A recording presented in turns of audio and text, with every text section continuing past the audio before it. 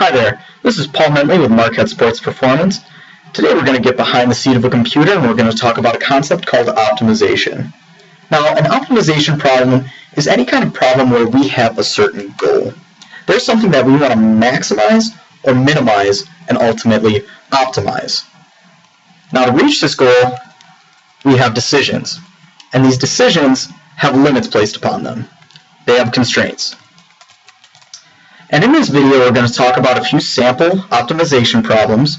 I'm going to show you a few models that you can play around with and think about. And I'm going to show you how Excel can solve these problems for you. So let's start out with a simple, quick problem.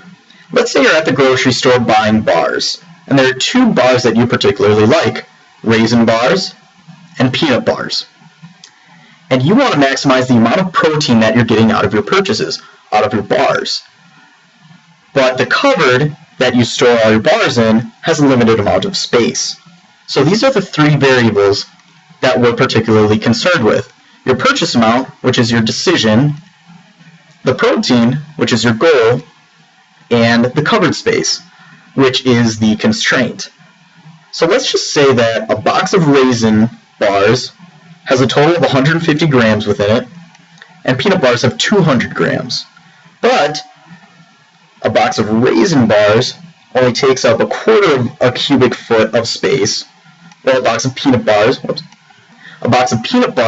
takes up half a cubic foot of space.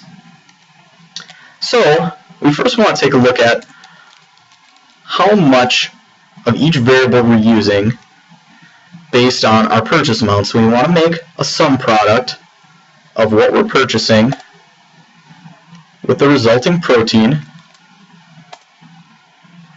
and then we want to use sum product again to see what we're purchasing times the respective space that it takes up. So let's say that your cupboard can only store 10 cubic feet of space. Alright? And we want the sum protein to go up there. So now we're going to be using a tool in Excel called Solver. Here, under the Data tab, and all the way to the right.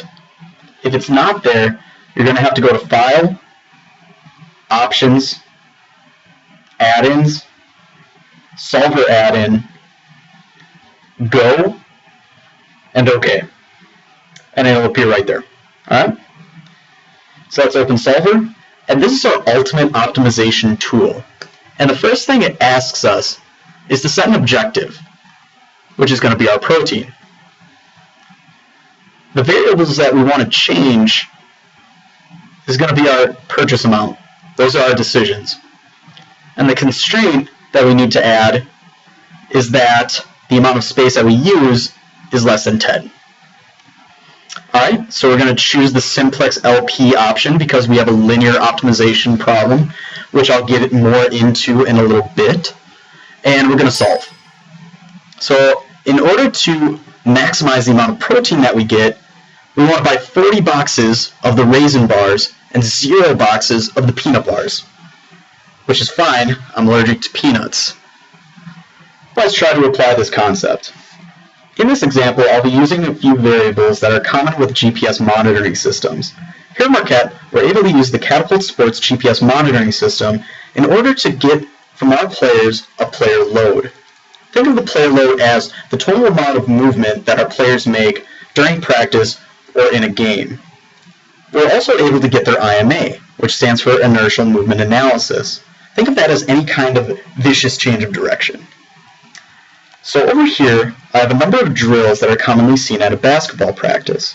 And in this situation, the sport coach wants a practice that is going to hit a certain player load. So there's going to be a certain amount of movement, but he doesn't want his players to feel tired. So we want the RPE to be low. The optimization model that I made for this problem is right over here. Now the first thing that we want to do is identify our big three variables. We want to know what our goal is, what decisions we need to make, and what constraints are placed upon us. So for this problem, I decided to make the goal to minimize what's called the TRIMP. TRIMP stands for training impulse. And what that is that it's an external volume multiplied by an internal volume in order to get a total load. So for this model, I used the player load, which is the external load, multiplied by the RPE, which is an internal load. Our decision is going to be how long each drill is going to be performed at practice. Now, if any of these drills have time with them, so if any of these cells are greater than 1, it's going to activate what's called a binary switch. If this cell turns to 0, this cell will turn to 0, which will cause all of these other cells to lose their value and become zeros as well. And that's because of if formulas. If I put the time back in, this changes to 1, and all of these cells retain their value. I'll explain why I did that later.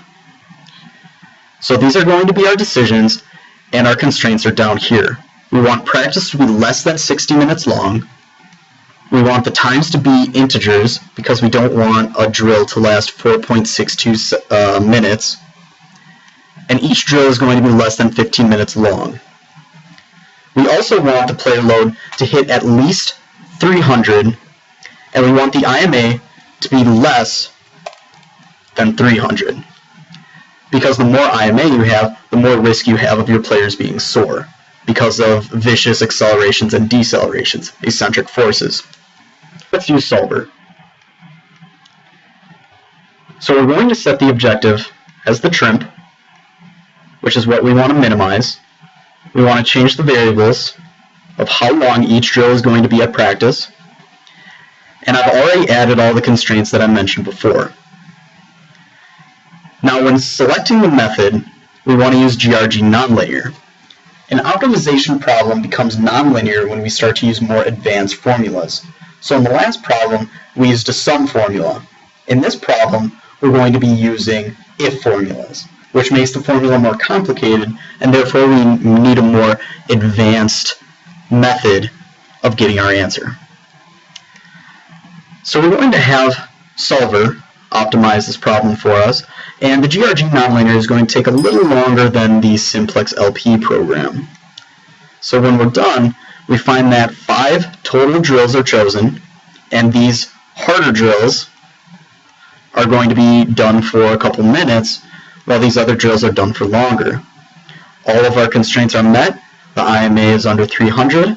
The player load hits at least 300. The TRIMP is minimized. And practice even gets done 9 minutes early. This has been Paul Mentele from Marquette Sports Performance. If you have any questions, you can always email me at paul.mentele@marquette.edu. And if you're interested in other concepts like this, you can always follow me on Twitter at paulmentality. Thank you very much for watching.